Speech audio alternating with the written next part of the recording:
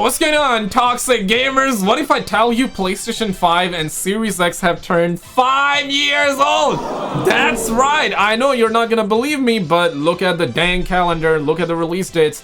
Are we gonna get to play GTA 6? Maybe not, okay? Maybe not. You don't have to like the video, you don't have to subscribe. Shout out to the homie Andy. Feel free to like if you want to, but you don't have to. Let's see what got leaked out that we're not gonna be able to play. Roll it. Let's look at what we know about Grand Theft Auto 6. Yeah, the leaked document from 2022 explicitly states at least 157 interiors and counting. That phrase, and counting, is crucial. It means 157 was the floor, not the ceiling. And the number was from a build that's now 3 years old. Fast forward. Oh my god. Oh my god, bro. Oh, hell no, man. What the?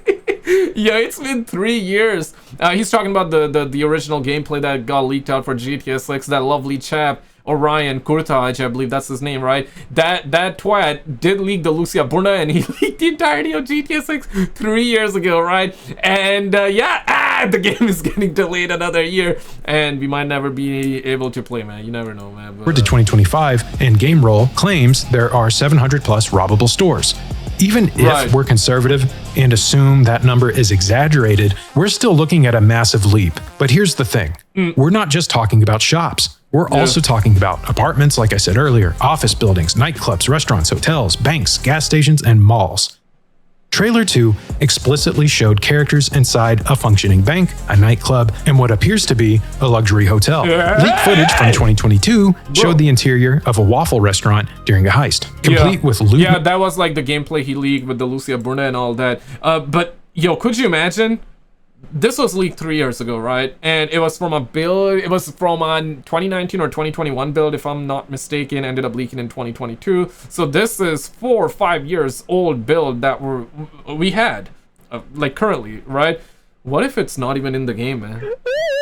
Because it's been so long. What if it's not in the game? I guess the premise, the idea would be there, obviously. The system would be there, right? Because yeah, maybe this level is not in the game, but the level would be. I mean, we're talking about the store here, but the idea behind would definitely be in the game. Restaurant during a heist, complete with loot mechanics and NPC interactions. Multiple sources, including Game Roll, have confirmed that some skyscrapers will even have elevators, meaning you can ride up to the 30th floor and look out over Vice City. If all of this is true, Grand Theft Auto 6 won't just...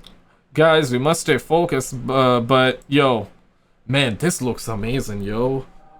You gotta stop looking here, guys. Look at the greenery here, okay? I know you guys be mesmerized, but we must stay focused, brothers. We must stay focused. But looking at the screenshot, I mean, if this is a real screenshot, I'm not even sure if it's AI or real, because nowadays you can never be sure, right? But it looks like this is from the game. Man, if this is really from GTA 6, yo, this game's gonna look amazing, man. Have the most interiors of any Rockstar game, it'll have the most interiors of any open world game ever made. And with the supposed now $2.7 billion budget, that's not hard to believe. So how is Rockstar pulling this off? That is getting delayed. That is getting nerfed. There is no way. Answer lies in a patent filed by Take-Two Interactive, Rockstar's parent company, titled System and Method for Game Object and Environment Generation. This patent outlines a procedural generation system designed for building interiors. Here's how it works. Instead of handcrafting every single room from scratch, Rockstar's system generates interiors using a library of modular assets. Think of it like Lego.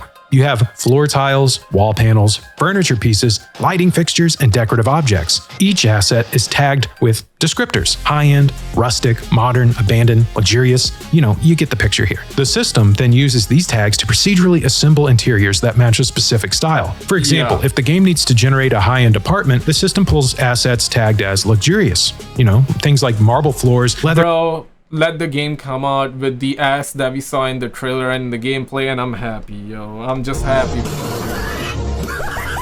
I mean, if the ass is not nerfed in the game, if the Burna is not nerfed, and if the game comes out, that's all I want, bro. Like, let the ass be out, let the game be out. I'm happy. I don't care if it got 700 interiors or 70 interiors or 7,000. Let the game and let the ass be out, bro. Pause on that one, but leather couches, expensive art, floor-to-ceiling windows. If it needs a dingy motel room, it pulls assets tagged as cheap or worn. Yeah, a Stained lot of carpets, assets. flickering lights, broken furniture, that kind of thing. The patent even mentions that interiors can evolve over time. So if you rob a store and come back later, the interior might look slightly different. Like a new inventory of items, rearranged furniture, maybe even some repairs if you did some, destruction the last time you were there. And apparently there's some destruction systems they're working on in the game, yeah. so maybe they've made some repairs since then. And this procedural stuff isn't just... I mean, do we really need a destruction system in the game? Now, this is something that we covered a long time ago, right? And I let that thought be marinated for a bit. I feel like that destruction, in terms of, for example, right, like you drop like a bazooka or RPG in the game, destroy like a specific area in the game, and then, the next day you go there and there are construction workers and they're trying to fix up that area that you blew up. I think that would be cool. You know what I mean? That would be cool. But then, knowing you out there, yes, you, don't look behind you, yes, you, knowing you're gonna start dropping like bazookas and oh my bad, you're gonna start like dropping RPGs everywhere and you're gonna ruin the entire map. So does that mean that we're gonna see like more and more construction workers everywhere in your game on the map? I don't know about that one. I mean, the idea is cool, right? You have to admit that the idea is cool, right? But some twat is gonna destroy the entire map. So I don't think they will have something like that, right? Because we're talking CPU power, we're talking GPU power. It's that's for something like this, you would need PlayStation 100 because we're gonna have a big ass map, and if you destroy everything, I don't think everything will be destroyable. But if some things are destroyable in the game, I would hope for the idea of, hey, construction workers show up after to fix the area. I think that would be cool, right? Like the video if you agree, but I don't think we're gonna get something like that. Maybe a building or two, but that's it. Just smart from a design perspective, it's really essential because building 700 unique interiors by hand would take years alone and require an absolutely absurd... I think they're gonna use... but the Take-Two CEO said he was talking against AI from what I heard, so I don't think they will do it. They can still do it, they can still flip-flop on their words, but I think using AI for the interior, I think that's fine, in my honest opinion. What are your thoughts on it? But obviously we want the story and the actual game be handmade by actual people, which we're hearing is gonna be made by people. Let's hope we get to play it though, but amount of labor and storage space. But with procedural generation, Rockstar can create hundreds of believable, varied interiors using a relatively small set of assets. And because the system follows rules, like bathrooms always having sinks, kitchens always having counters, stuff like that, the results will still feel handcrafted. This technology isn't entirely new though. Games like No Man's Sky and Minecraft have used procedural generation for years.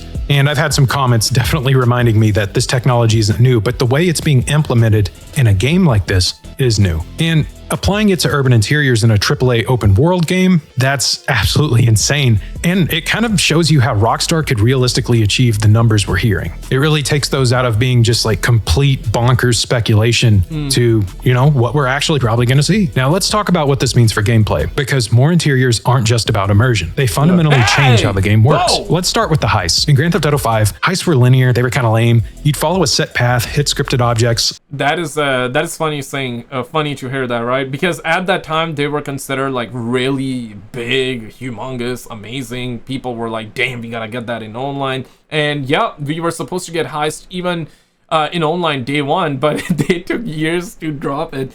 Yeah, looking back, it's like whatever, but no, for the time, man, when this game dropped, yo, the heists were they were massive, they were humongous. Really quickly though, I need to take a second to shout out all of you guys out there, especially the homie Van and Mademoiselle Bond 0017, Rachel, Harry, Evie, Tara, Catherine, Ego, and all of you guys out there for being members on the channel. Really appreciate all the love, guys. And the homie Michael for the $5 super thanks.